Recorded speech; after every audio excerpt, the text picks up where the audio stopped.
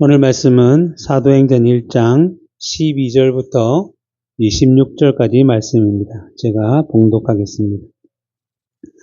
제자들이 감람원이라 하는 산으로부터 예루살렘에 돌아오니 이 산은 예루살렘에서 가까워 안식일에 가기 알맞은 길이라. 들어가 그들이 유하는 다락방으로 올라가니 베드로, 요한, 야고보, 안드레와 빌립, 도마와 바돌로메, 마테와 및 알페오의 아들 야고보, 셀롯인 시몬, 야고보의 아들 유다가 거기 있어 여자들과 예수의 어머니 마리아와 예수의 아우들과 더불어 마음을 같이하여 오로지 기도에 힘쓰더라. 모인 무리의 수가 약 120명이나 되더라.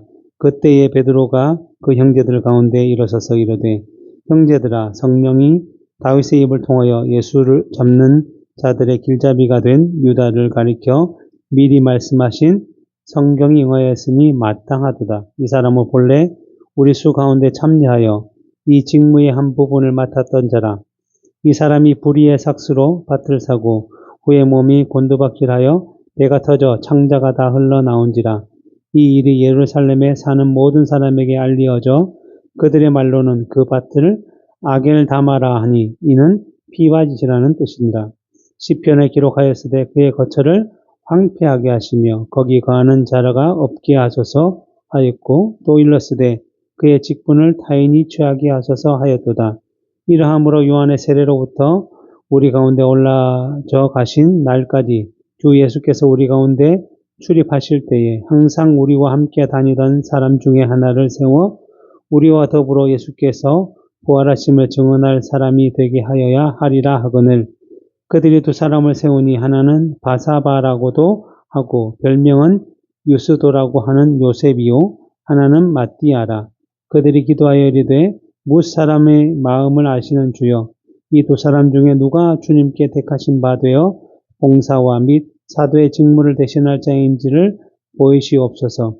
유다는 이 직무를 버리고 제 곳으로 갔나이다 하고 제비 뽑아 마띠아를 얻으니 그가 11사도의 수에 들어가니라. 아멘.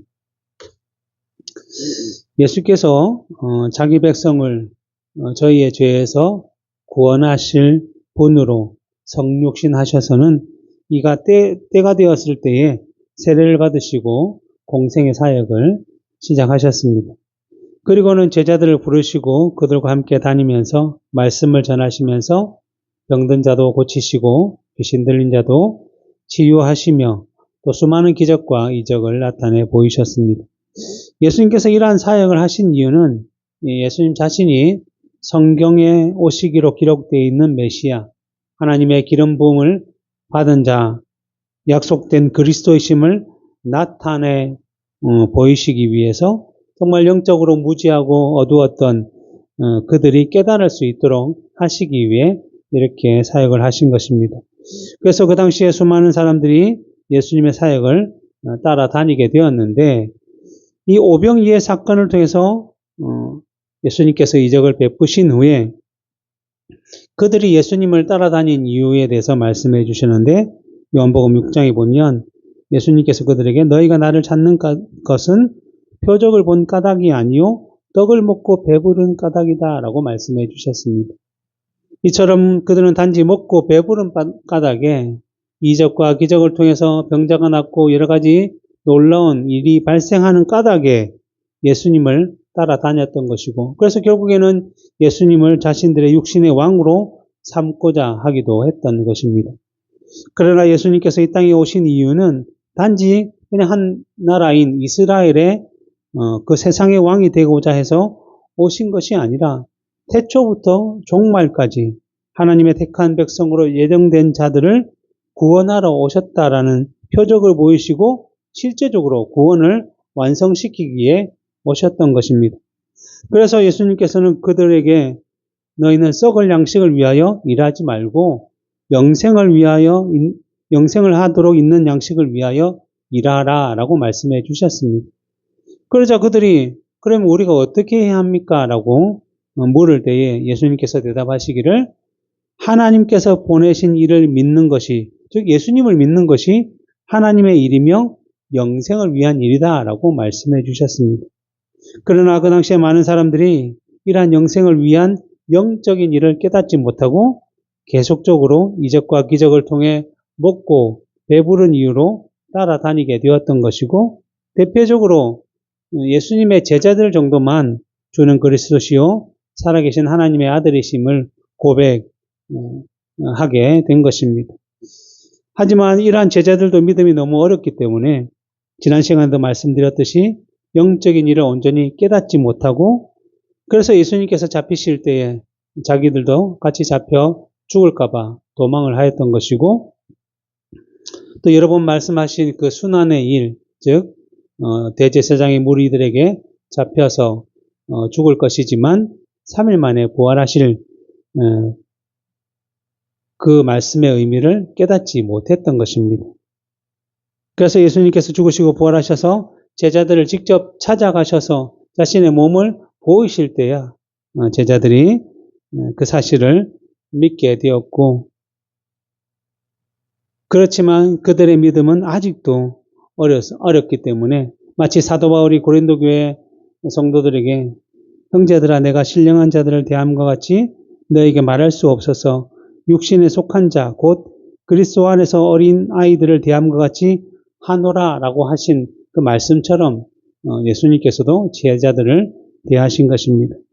그래서 부활 후에 예수님께서 그러한 자들의 믿음을 더 견고하게 하시기 위해서 40일 동안 계시면서 하나님 나라의 일에 대해서, 즉 영적인 일에 대해서 계속적으로 전해주셨지만, 이 승천을 앞둔 예수님께 그들이 질문한 것이 이스라엘 나라를 회복하심이 이때니까 라고 함으로 여전히 육에 속한 자 어린아이와 같은 믿음을 가지고 있음을 보여주었습니다.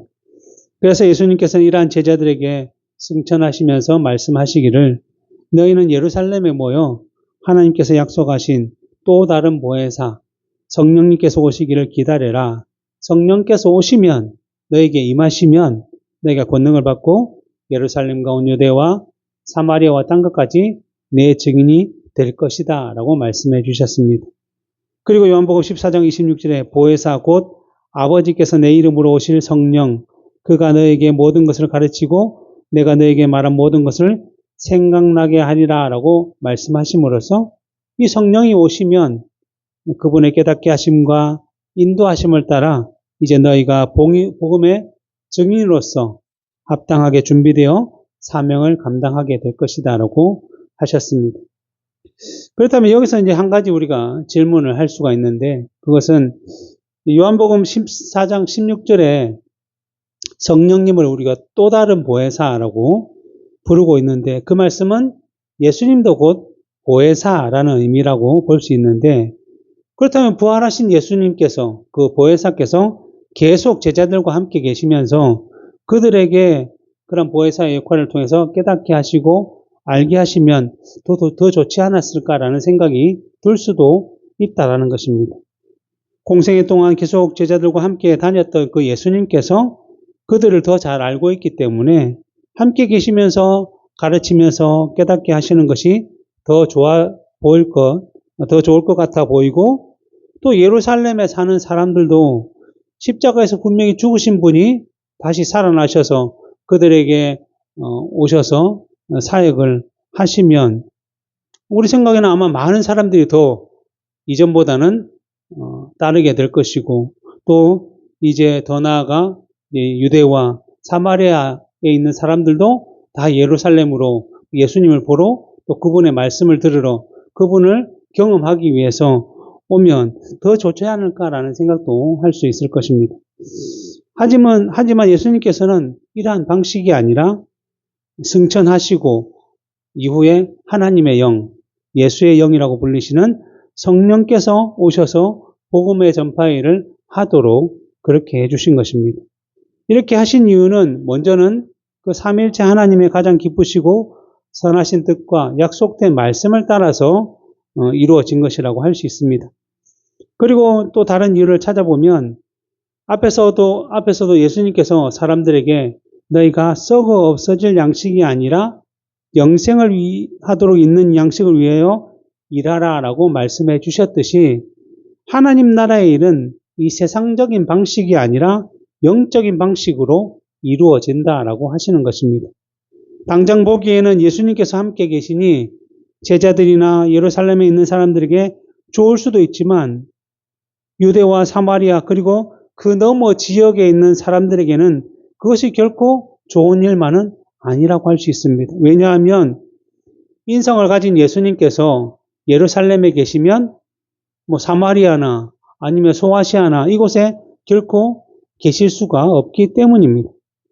그리고 예수님의 명령처럼 복음이 이제 예루살렘과 유대와 사마리아를 넘어 땅 끝까지 이르러 흘러가야 하는데 예수님께서 예루살렘에 계시면 오히려 땅 끝에서 땅 끝까지는 몰라도 소아시아에서 또 사마리아에서 유대에서 예루살렘으로 모여드는 이 반대로 예루살렘으로 모여드는 일이 발생하게 될 것이고 그렇게 하다 보면 예수님을 한 번이라도 만나본 사람하고 예수님을 한 번도 만나지 못한 사람은 비교가 될 것이고 이러한 차이는 결국 영적인 일이 아니라 육적인 세상적인 차이로 나타날 수밖에 없다라는 것입니다. 그래서 예수님께서 부활하심을 못 본 도마가 예수님의 부활을 전혀 믿지 못하다가 예수님을 직접 보고서는 내가 믿나이다 라고 말했을 때에 예수님께서 뭐라고 말씀하셨냐면 너는 나를 본고로 믿느냐 보지 못하고 믿는 자들은 복되다 라고 말씀하십니다.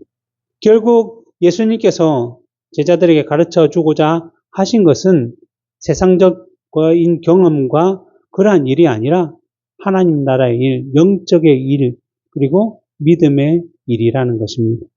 그래서 믿음에 대해서 히브리서 11장에서 믿음은 바라는 것들의 실상이요 보이지 않는 것들의 증거다라고 말씀하고 있듯이 지금 우리가 예수 그리스도를 구주이시며 생명의 주인이심을 믿는 것은 우리가 예루살렘에 가서 예수님을 만나 뵙기 때문에 그렇게 믿는 것이 아니라 하나님께서 선물로 주신 믿음을 우리가 성령을 통해서 받았기 때문에 우리는 직접 예수님을 보지 못했어도 그분이 우리를 위해서 죽으시고 부활하심으로 우리의 구원을 이루셨다는 사실을 그래서 우리의 주인으로 모시며 그분을 믿고 확신하며 찬양하는 자리에 늘 머물고 있는 것입니다. 그래서 이러한 영적인 일을 이루시기 위해 예수 그리스도께서는 부활하신 후에 예루살렘에 계속 남아있지 아니하시고 승천하셔서 하나님의 보좌 우편에 앉으셔서 자신에게 주어진 모든 권세와 권능을 그 하나님의 영이라고 불리시는 성령을 통해 복음이 예루살렘을 넘어 온 유대와 사마리아와 땅끝 지금 우리에게까지 이르도록 그 복음의 증인들을 부르시고 세우시고 그들을 지금도 보내시고 계시는 것입니다. 그리고 복음이 전파되는 모든 곳에 성령께서 성령을 통해서 임하셔서 이전에도 또 지금도 앞으로도 자기 백성을 위해서 중보하시고 보호하시며 세상 끝날까지 너희와 함께 하실 것이다 라는 그 약속의 말씀을 이루고 계시는 것입니다. 이러한 일들을 이루시기 위해서 예수 그리스도께서는 승천하셨던 것이고 승천하신 그 모습 그대로 이 세상을 심판하시기 위해 다시 오신다라고 말씀해 주셨습니다. 그런 일이 있은 후에 이제 제자들은 감람원이라는 산에서 오늘 본문을 보면 예루살렘으로 돌아갔다라고 말씀하고 있습니다. 그리고는 그러한 예수님의 명령을 따라 성령을 기다리며 기도하기 위해 모였는데 오늘 본문 13절 14절에 보면 들어가 그들이 유하는 다락방으로 올라가니 베드로, 요한, 야고보, 안드레와 빌립, 도마와 바돌로메, 마테오와 및 알페오의 아들 야고보, 셀롯인 시몬, 야고보의 아들 유다가 거기 있어 여자들과 예수의 어머니 마리아와 예수의 아우들과 더불어 마음을 같이하여 오로지 기도에 힘썼다라고 말씀하고 있습니다. 먼저 예수님의 제자들인 그 사도들의 명단이 이 가룟 유다를 제외하고 나서 등장하고 있고 그 다음에 여자들이 함께 있다라고 하는데 그 여자들은 아마 예수님의 사역을 함께 따라다녔고 또 십자가에서 죽으신 이후에 죽으실 때에도 그리고 죽으신 이후에 무덤까지 갔던 여자들 우리가 알고 있던 막달라 마리아나 구사의 아내 요한나 수산나 살로메 또 작은 야고보의 어머니 마리아 여기서 작은 야고보는 알페오의 아들 야고보를 의미하고 있습니다. 이와 같은 여자들을, 그리고 베드로의 아내와 같은 사도들과 제자들의 아내들이 함께 했을 것입니다. 그리고 예수님의 어머니인 마리아와 예수님의 아우들도 함께 했다라고 말씀하고 있는데, 예수님의 형제들은 성경에 보면 야고보와 요셉과 유다와 시몬이라고 불리는데, 요한복음 7장 5절에 보면 이는 그 형제들까지도 예수를 믿지 아니함이더라 라고 말씀하고 있듯이, 예수님이 공생의 사역 중간에는 이들도 믿음을 가지지 못했지만 이후에 그들에게도 하나님께서 믿음을 선물로 주셔서 믿음을 받고 정말 예수님께서 명령하신 대로 성령의 임하심을 위해서 함께 기도하는 자리에 머물러 있었다라고 말씀하고 있습니다. 그리고 나서 오늘 본문 15절에 보면 그 당시에 모인 무리의 수가 약 120명이나 되더라라고 말씀하고 있고, 이제 그 후에 베드로가 형제들 가운데 일어서서 발언을 하기 시작했다는 것입니다. 다 120명이나 되는 많은 사람들이 이제 예수님의 명령대로 성령의 임하심을 위해서 기도하고 있었습니다.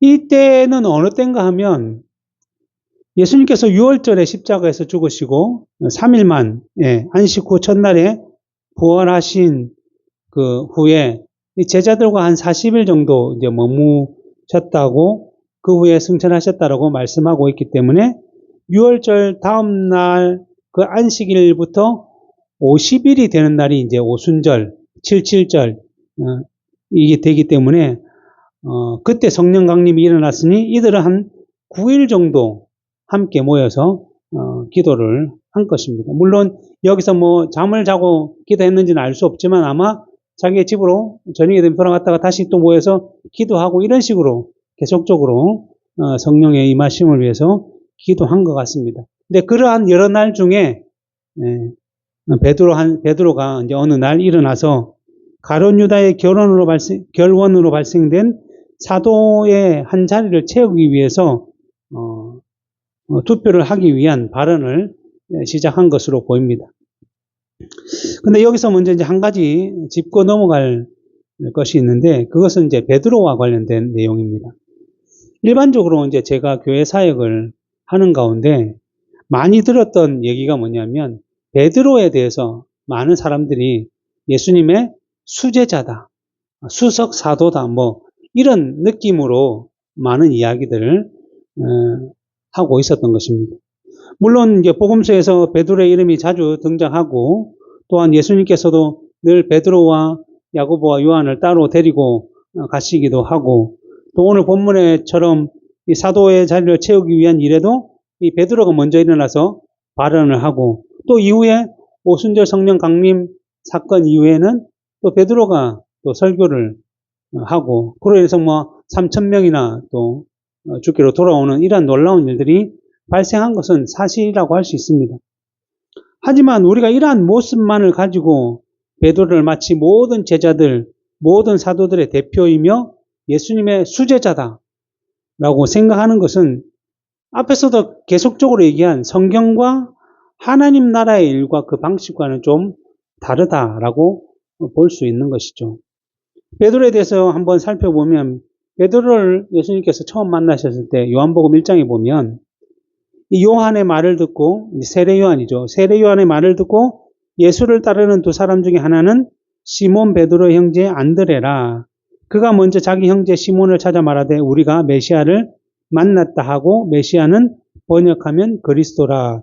데리고 예수께 오니 예수께서 보시고 이르되 내가 요한의 아들 시몬이니. 원래는 베드로의 이름은 시몬이었습니다. 시몬이니 장차 게바라 하리라 하시니라. 게바는 번역하면 베드로라 라고 말씀드리겠습니다.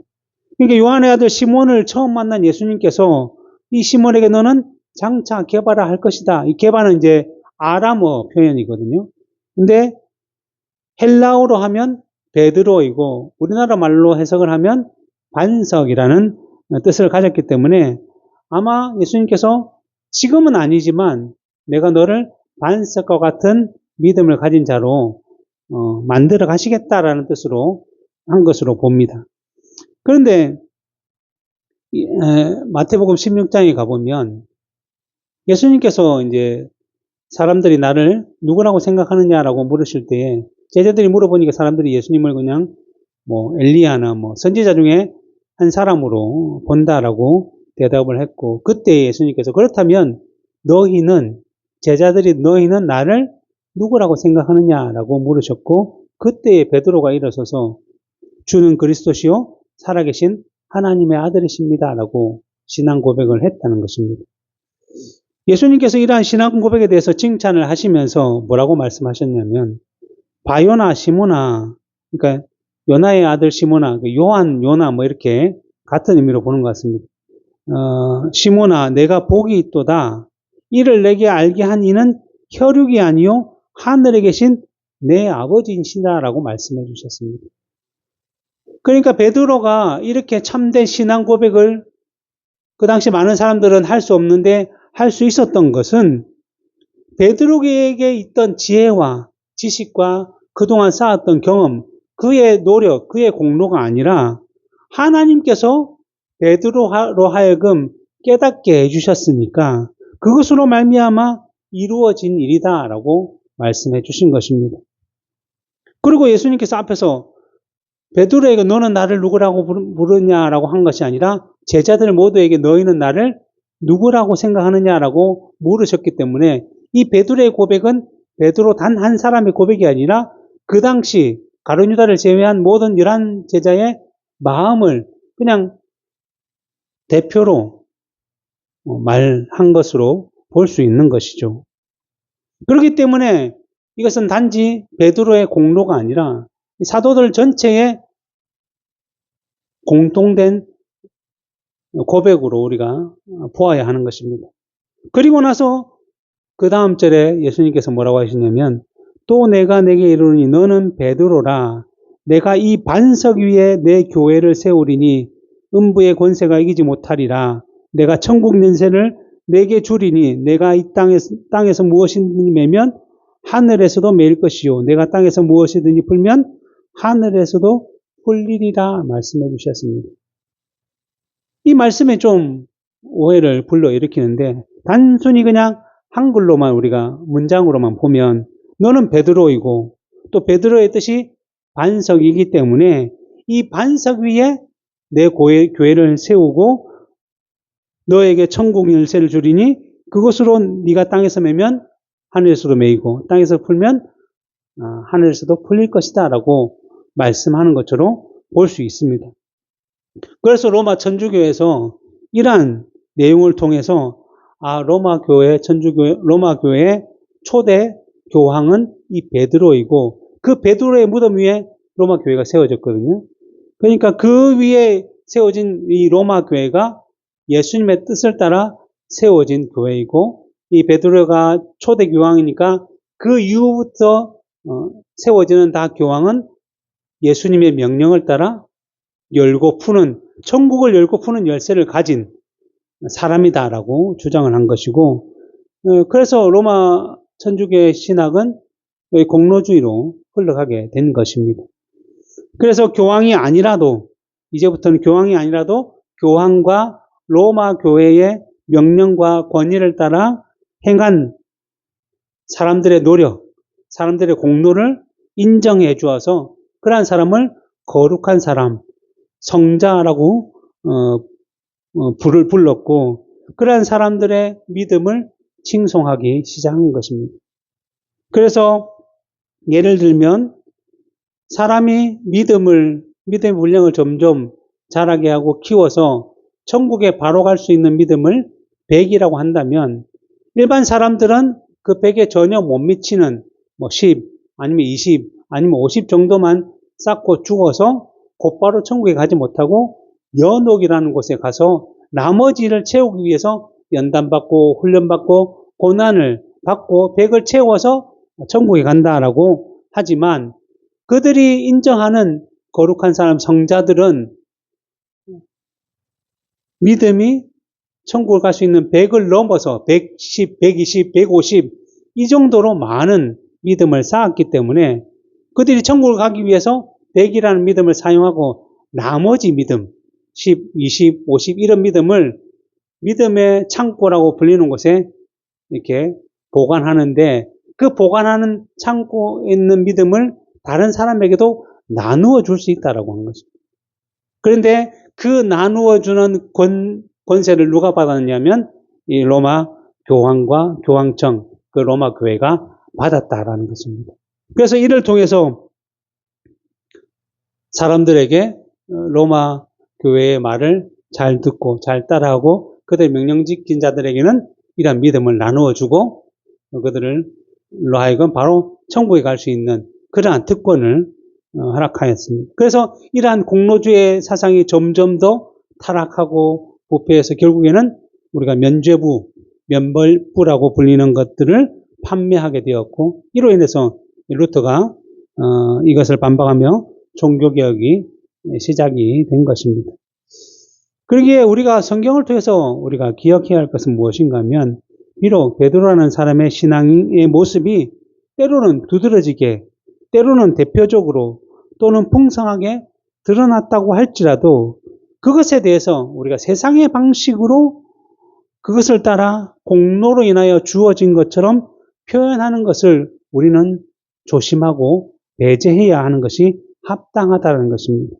왜냐하면 그 모든 것은 언제나 하나님으로부터 시작이 되어서 그냥 베드로라는 인물, 그 도구를 통해서 드러났기 때문에 베드로가 아니라도 다른 사람을 통해서라도 하나님께서는 드러내실 것이기 때문에 사람의 방식을 따라 사람에게 공로가 있는 것처럼 성경의 내용들을 우리가 표현하고자 해서는 안 된다는 것입니다.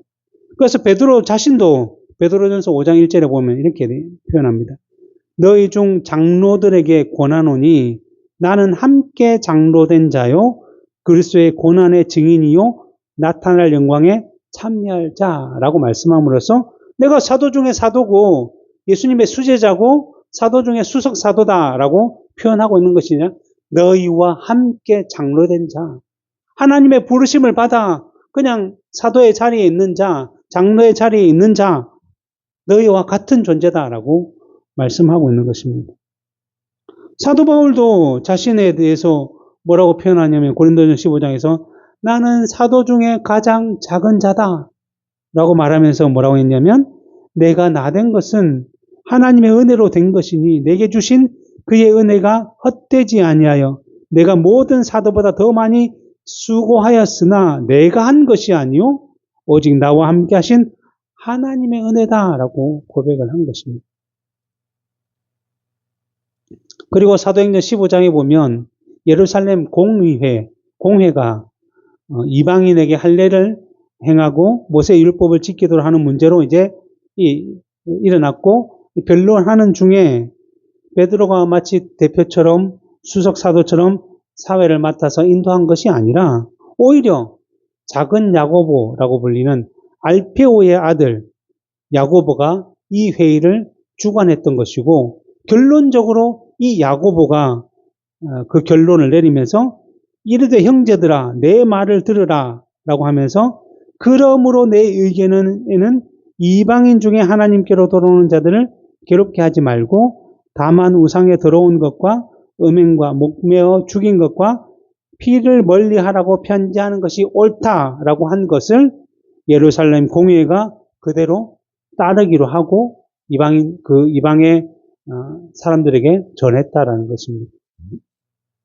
그러니까 베드로가 이후에 사도의 대표로 마치 수장처럼 예루살렘에 있었던 것이 아니라 여러 사도가 동일한 권위를 가지고 때를 따라 그 역할을 맡았다는 것이며 이러한 모든 권위는 언제나 하나님으로부터 온다는 사실을 기억할 때에 우리는 세상의 방식을 따라 성경을 판단하고 인용하는 것을 더욱더 조심하게 될 것입니다.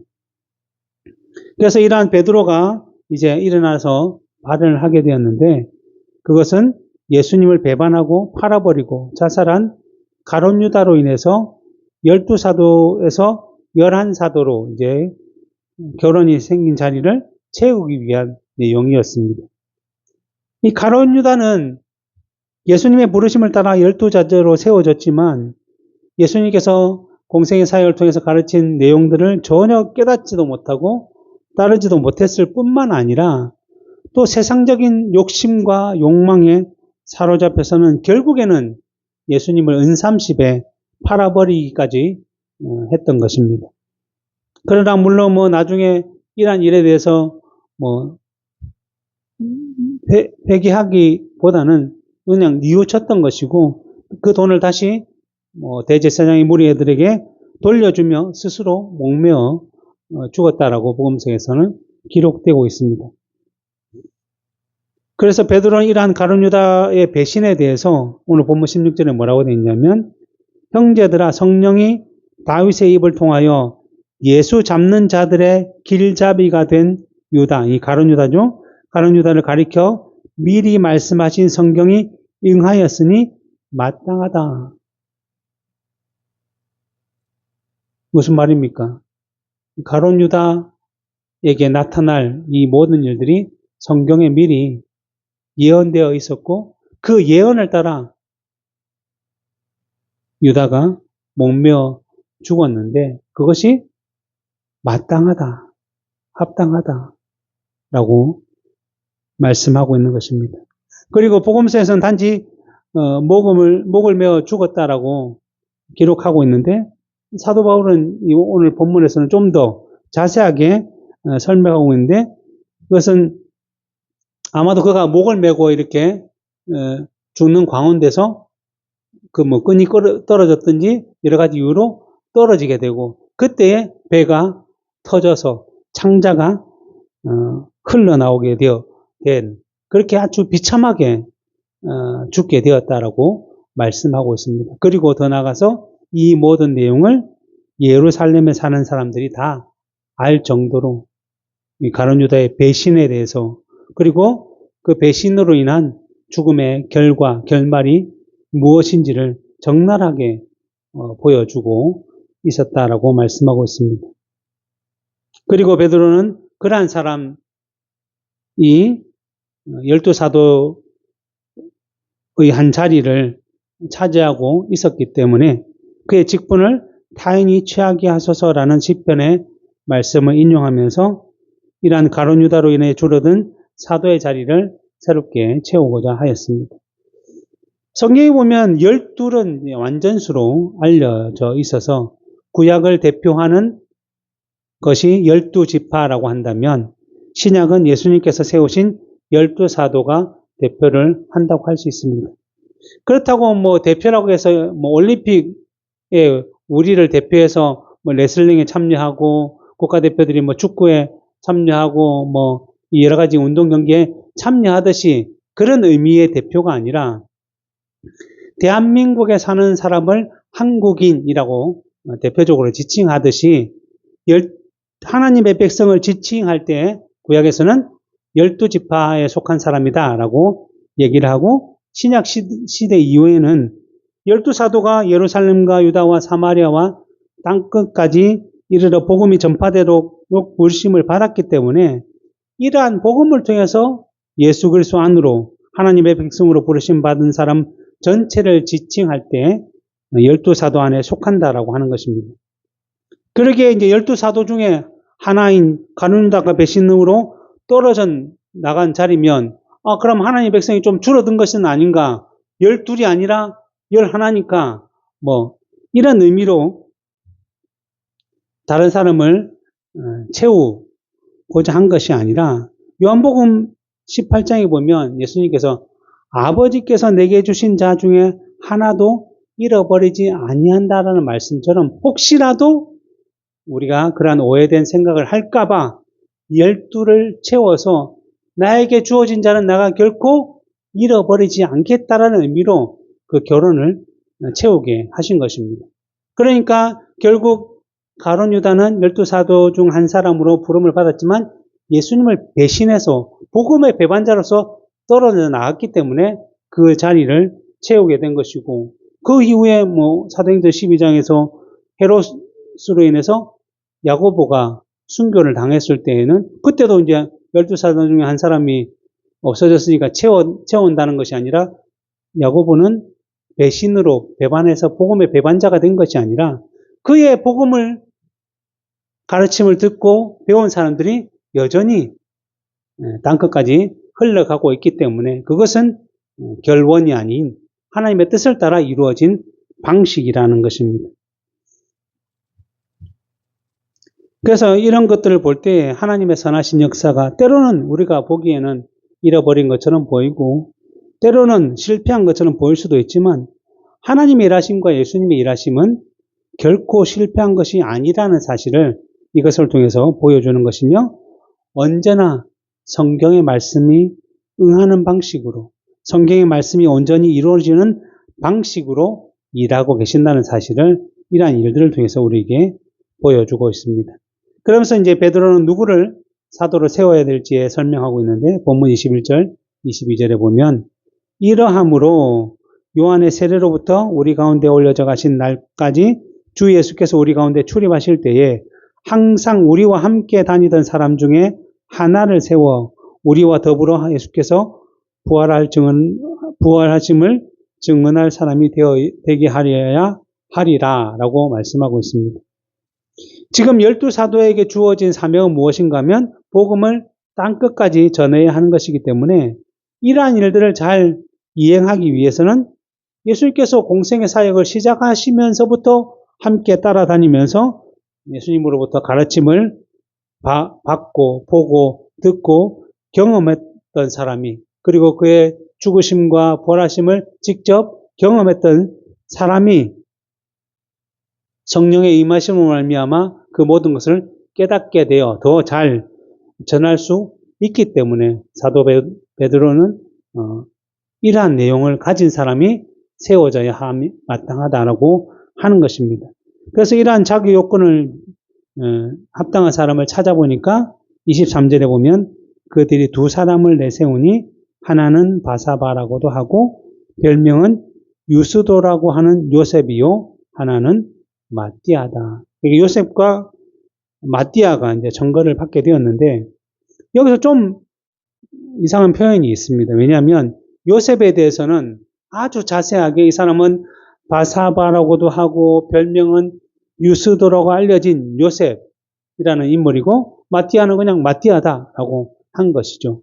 이런 뉘앙스를 보면 아무래도 요셉은 별명으로도 알려져 있고 다른 의미로도 알려져 있기 때문에 굉장히 그 당시에 많은 사람들에게 알려져 있는 인기가 많든지 어쨌든 여러 가지 방식으로 많은 사람들에게 알려져 있는 인물이었고 그냥 마띠아는 그냥 조용한 인물로 보여집니다.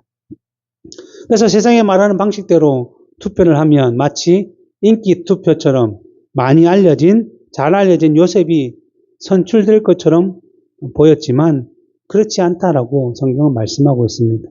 오늘 본문 26절에 보면 마띠아가 선출되어 사도가 되었다라고 말씀하고 있습니다.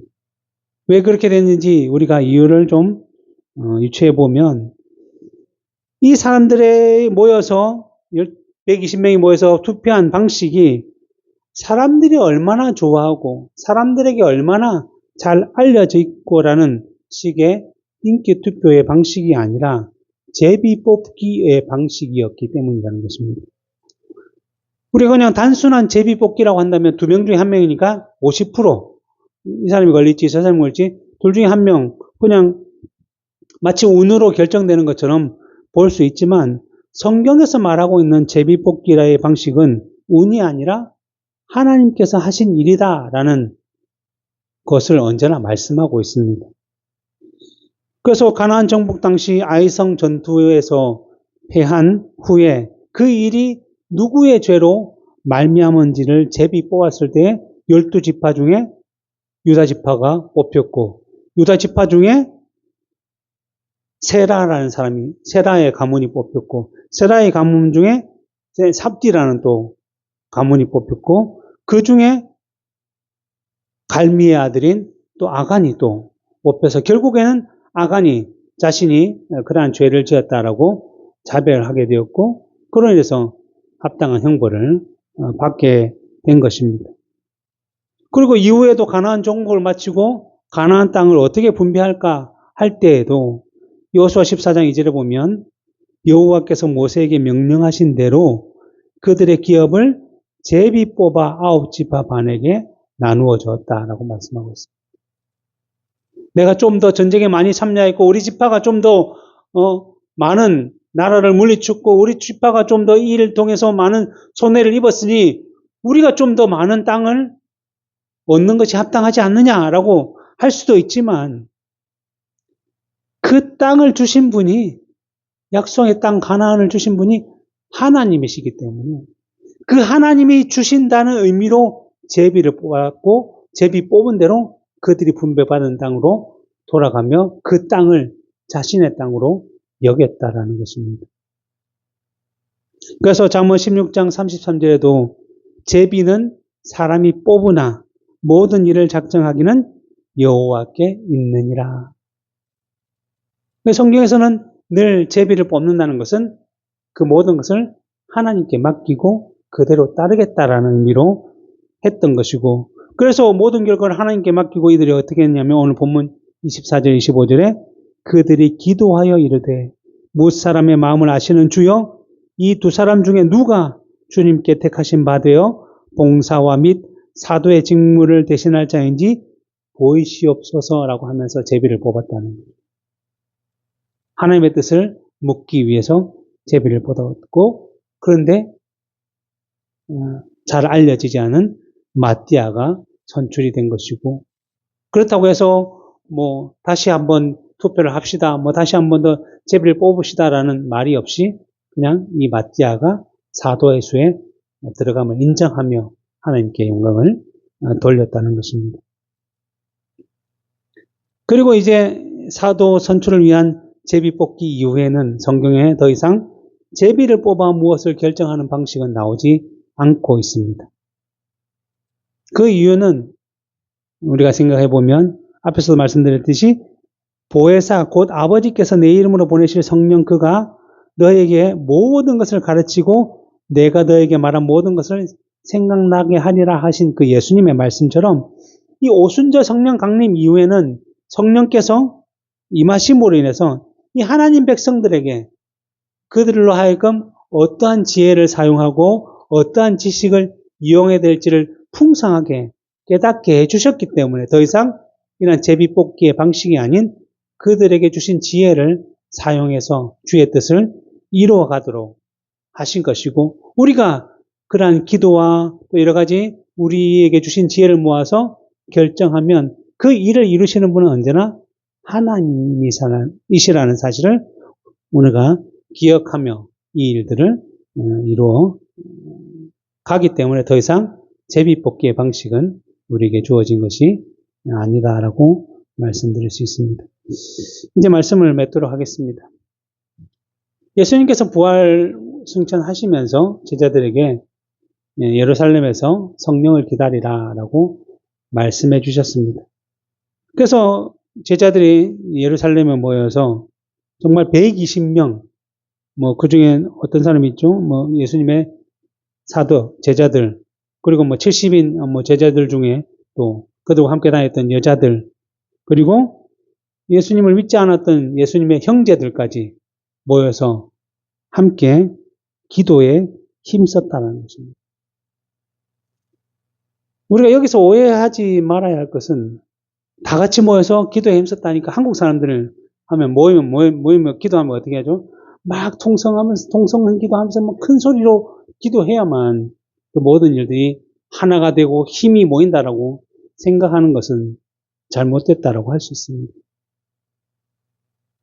하나님은 귀가 어두우신 분도 아니고 분명히 골방에서 기도하는 모든 것을 들으시는 분이고 또 하나님은 영적이신 분이기 때문에 우리가 직접 입으로 말해야만 듣는 분이 아니시고 언제나 기도는 믿음으로 하는 것입니다. 우리의 땀 흘리며 열정적인 기도가 우리의 노력과 우리의 공로가 기도의 근거가 되는 것이 아니라 기도는 기도의 대상이신 하나님께 예수 그리스도의 이름만 가지고 나가면 언제나 하나님께서는 들으신다라고 말씀하셨기 때문에 여기서 한 기도도 보면 뭐라고 되어 있습니까? 더불어 마음을 같이하여 오로지 기도에 힘썼다. 마음을 같이 하는 게 중요한 거예요. 우리가 무엇을 위해서 기도해야 되는지, 어떠한 기도를 해야 되는지 말씀을 통해서 배운 바대로 같이 한 마음으로 예수 그리스도의 이름으로 하나님께 기도하면 그것이 하나님께 온전히 드려지는 기도라고 볼 수 있는 것입니다. 그리고 이 기도에 누가 포함되어 있냐면 예수님의 어머니인 마리아도 이 기도에 포함되어 있다. 그 말은 뭐냐면 예수님의 어머니 마리아는 기도의 대상이 아니라 기도할 자로 있다는 거죠. 앞에서도 얘기했듯이 로마 가톨릭은 예수님의 어머니 마리아를 굉장히 마치 성인처럼 여겨서 그 마리아께 기도하면 마리아가 자기의 아들인 예수님께 더 잘 말할 수 있으니 더 잘 들어주신다라고 기도를 마리아께 하도록, 그리고 앞에서 얘기했던 거룩한 사람들, 성자들께 기도하면 그들의 믿음이 우리보다 더 좋으니 또 예수님께 또 하나님께 얘기를 하면 기도를 더 잘 들어줄 거다 하면서 삼위일체 하나님이 아닌 마리아와 여러 성인들을 기도의 대상으로 삼고 있는 잘못된 내용들을 전파했던 것이죠. 이 모든 것이 다 사람의 공로, 사람에게 주어진 것들을 통해서 좀 더 특별하게 하고자 하는 마음으로 시작된 것이고, 그것은 결코 바른 것이 아니기 때문에 타락하고 부패할 수밖에 없다라는 사실을 우리에게 보여주고 있습니다. 그러기에 우리가 이러한 말씀을 통해서 우리에게 주어진 바는 예수님의 명령대로 우리에게 주신 그 성령을 따라 또 하나님께서 말씀하신 대로 우리가 늘 기도에 힘써야 할 것이고, 그럴 때에 우리와 함께 하시는 하나님의 영, 예수의 영이시라고 불린 성령께서 우리의 마음을 움직이시고 우리의 생각을 움직이시고 우리를 깨닫게 하시고 우리를 변화시켜서 점점 더 복음의 증인으로서의 합당한 삶을 살아가도록 역사해 주실 것입니다. 그러기에 이래 주의 명령을 따라 합심해서 마음을 모아서 기도했던 그 제자들과처럼 우리도 우리 인생 가운데 늘 우리에게 보내주신 그 성령을 의지하며 늘 깨어 기도함으로 복음의 증인으로서, 부활의 증인으로서, 복음의 거룩한 통로로서 바르게 살아가야 할 것입니다. 기도하겠습니다.